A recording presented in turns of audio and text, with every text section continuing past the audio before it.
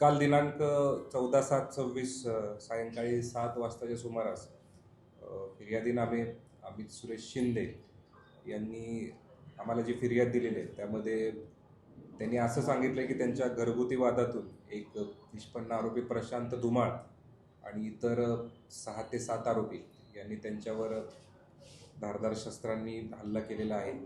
त्यांची प्रकृती सध्या स्थिर आहे. गुन्हा रजिस्टर क्रमांक 146/2026 भारतीय न्याय संहिता कलम 109, 189, 191, 90, 191, 115, 352, आरमॅक 425 आणि महाराष्ट्र पोलीस अधिनियम 37(1)(3) 135 प्रमाणे गुन्हा दाखल करण्यात आलेला आहे. सदरच्या गुन्ह्याचा तपास वरिष्ठ पोलीस निरीक्षक अलंकार पोलीस स्टेशन हे करीत आहेत. सर, याच्यातले जे फिर्यादी आहेत त्याच्यासोबत गायकवाड टोळीशी काय आहे का किंवा याच्यातला काही त्यांचा संबंध आहे का? या बाबतीत फिर्यादीनं फिर्याद देताना ही घरगुती कारणावरून हा हल्ला झालेला आहे अशी फिर्याद दिलेली आहे. तरी पण आम्ही सर्व बाजूनी या गोष्टीचा तपास करीत आहोत. यामध्ये जे काही निष्पन्न होईल ते आपल्याला कळवण्यात येईल. हल्लेखोर हा घायवळ टोळीचा नंबरकारी आहे, त्याचे फोटो पण त्याचे समोर आलेले आहेत.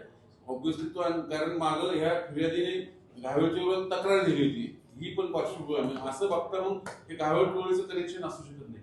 सध्या FIR रजिस्टर झालेली आहे आणि FIR मध्ये प्राथमिक दृष्ट्या त्यांनी घरगुती कारण जरी दिलेलं असलं तरी पोलीस याचा सर्व बाजूने तपास करतील आणि जे तपासात निष्पन्न होईल ते आपल्याला नक्कीच आम्ही करू. सर, दुसरी गोष्ट सर्व आरोपींना अटक केली का किंवा त्या आरोपींची काय म्हणजे ते सध्या आरोपींचा शोध चालू आहे आणि शोधासाठी आम्ही 5 पथकं बनवलेली आहेत. ती या आरोपींचा शोध घेत आहेत. आम्ही लवकरच या आरोपींना ताब्यात घेऊ.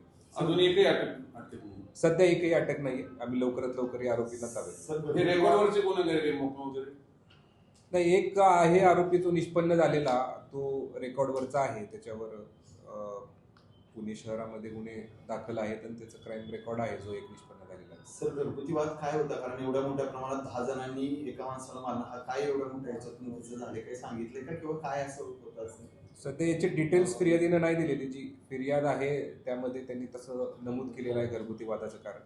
बाकी तपास आपला चालू आहे. तपासांती आपल्याला कळवलं. सर, घायवळ संदर्भात गेल्या अनेक वर्षापासून म्हटलं तरी चालेल किंवा त्याचा तपास होत नाही, सध्या 2-3 तुमच्याकडे आहे काय त्याच्या संदर्भात आपण नवीन तपास करतोय का त्या मागच्या केस? घायवळचं स्टेटस काय आहे?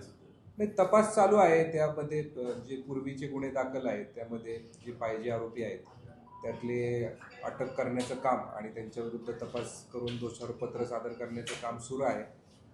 याच्यामध्ये जवळपास मी आल्यापासून 3 ते 4 नवीन जे आरोपी पाहिजे होते ते अटक सुद्धा झालेले आहेत आणि तपास चालू आहे सगळ्या गुन्ह्यांचा. निलेश घायवळचा सर लंडनचा विजा जो होता तो फेब्रुवारीमध्ये संपलाय.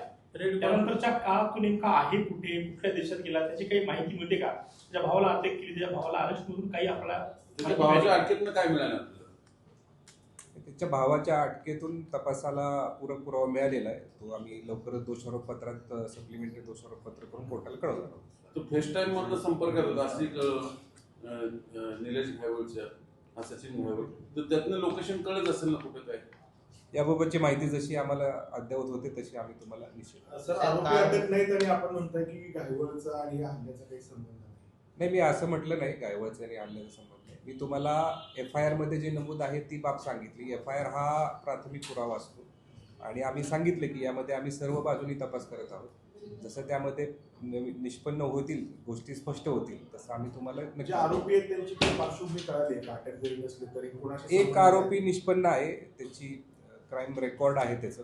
इतर आरोपी आम्ही निष्पन्न करून त्यासाठी पथकं रवाना करतो आहोत आणि त्यांना ताब्यात घेतो. कशा स्वरूपाचा गुन्हा आहे जो आरोपी निष्पन्न झाला त्याच्या विरुद्ध बॉडी ऑफेन्स आहेत. यापूर्वी पुणे शहरात दाखल आहेत 7 ते 8 बॉडी ऑफेन्स दाखल आहेत. अच्छा, 7 ते 8 बॉडी ऑफेन्स त्याच्यावरती आणि पोलिसी संबंधित आहे तो यांनी हल्ला केला. याबाबत जशी माहिती घ्यावी लागेल, माहिती घेऊन आम्ही तुम्हाला ऑन रेकॉर्ड तो घायवळ टोळीचा सदस्य आहे का? त्याच्यावर मोक्कानुसार गुन्हा दाखल होता, त्यानुसार तो अटक होता. त्यानंतर बाहेर आल्यानंतर त्याने हे अशा प्रकारचं कृत्य केलं अशी देखील माहिती मी तपासून ठेवतो. सर, मगाशी प्रश्न एक अर्धवट राहिला. त्या घायवळच्या प्रत्यार्पणासाठी काय प्रयत्न केले गेले, म्हणजे प्रयत्न केले गेले आपल्या पुणे पोलिसांकडून, पण त्याला यश का नाही आलं?